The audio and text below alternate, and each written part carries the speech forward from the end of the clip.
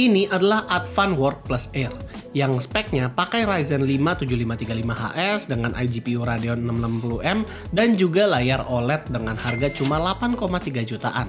Dipakai produktif asik, enteng pula, bahkan bisa gaming tipis-tipis juga dengan OS Windows. Tapi gimana kalau kita install SteamOS ke laptop ini? Apakah gaming experience-nya malah lebih bagus?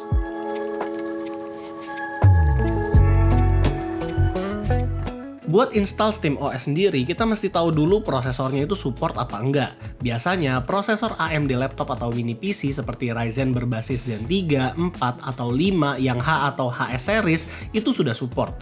Nah, kalau desktop itu beda lagi, karena kadang ada yang support, ada juga yang enggak. Sementara untuk device Intel itu masih belum semua support dengan SteamOS, jadi mesti trial and error. Karena ya SteamOS yang berbasis Linux ini belum ada scheduler untuk mengatur P-core dan E-core-nya. Nah, buat downloadnya kita bisa cek aja website resminya, bahkan di sini diliatin juga dia udah full support kemana aja.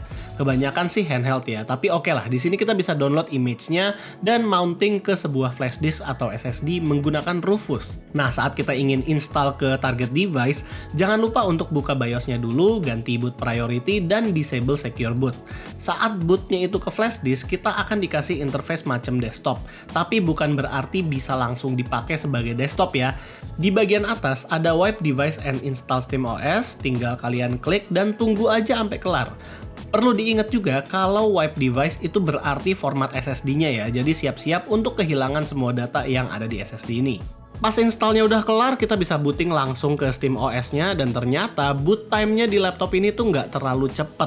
Kurang lebih sama lah sama Windows 11.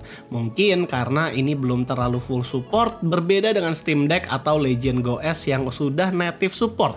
Bootingnya itu cepet banget mereka. Lanjut, user interface dari SteamOS ini sama persis kayak kalau kita lagi big picture di dalam Steam aja. Menunya itu intuitif, bahkan ada sound effect-nya juga.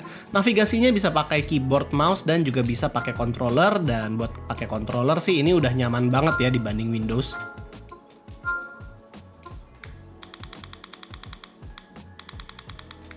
Karena ini bukan Steam Deck asli, jadi kita nggak bisa ngeset TDP di quick setting bagian performance-nya, paling cuma bisa set manual GPU clock speed, ngasih performance overlay, dan disable frame limit. Tapi kita bisa download aplikasi bernama Decky dengan pluginnya Simple Decky TDP, dan itu membuat kita bisa akses TDP limit untuk prosesornya. Bisa set GPU bound atau CPU bound juga, dan ya itu menurut gue penting sih, terutama untuk device portable.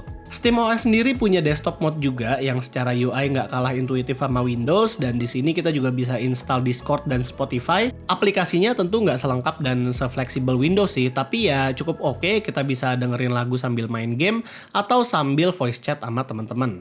Boot animation-nya pun bisa diganti-ganti, jadi sama seperti Steam Deck, kita bisa pilih boot animation-nya dan itu cukup banyak pilihannya, bisa dibeli pakai poin, dan kita bisa ganti boot animation di SteamOS ini.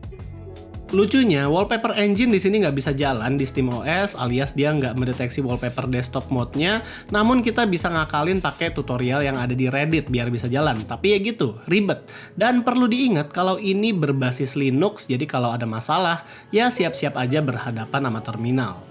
Nah, walaupun SteamOS digadang-gadang lebih kenceng dan harusnya memang dedicated buat gaming, tapi ada beberapa game yang malah lebih kenceng di Windows. Contohnya di Evil Genius 2 yang tadinya kita bisa dapat 100 atau 90 FPS di Windows, malah turun ke 69 FPS di SteamOS. Sementara kalau buat Cyberpunk 2077, dia ada kenaikan namun sedikit banget. Saat pakai FSR Performance, dia bisa naik sekitar 2 FPS, sementara di balance-nya itu nggak nambah average-nya. Dan buat game yang bukan ada di Steam, kita bisa download launchernya di desktop mode dan bisa add to Steam game. Namun di game Hoyo seperti Honkai Star Rail atau Zenless Zone Zero, FPS-nya ngurang cukup jauh. Jadi kalau kita memakai SteamOS di dalam sebuah device yang belum fully supported, itu sebenarnya pengalamannya agak-agak hit or miss ya. Karena kalau misalnya kita mau main game doang nih misalnya, terus juga gamenya ada di dalam aplikasi Steam-nya, terus juga kita ngelihat gamenya itu udah optimize buat Steam Deck atau Linux, harusnya sih bisa lebih kenceng di Steam OS ketimbang Windows.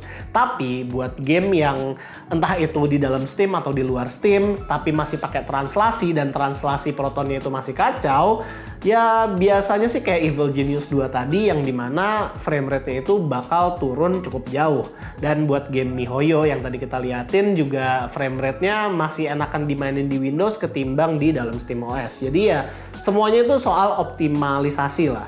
Nah, tapi kalau misalnya buat UI-nya sendiri, jujur gue seneng dengan UI big picture-nya Steam yang mirip banget kayak konsol, terus juga di navigasiin pakai controller juga enak, boot up animationnya bahkan bisa dimodif-modif, terus juga kita ngelihat itu ini kayak ya Steam itu komunitasnya juga gede banget lah, jadi ya sebenarnya PW gitu buat main di Steam OS ini.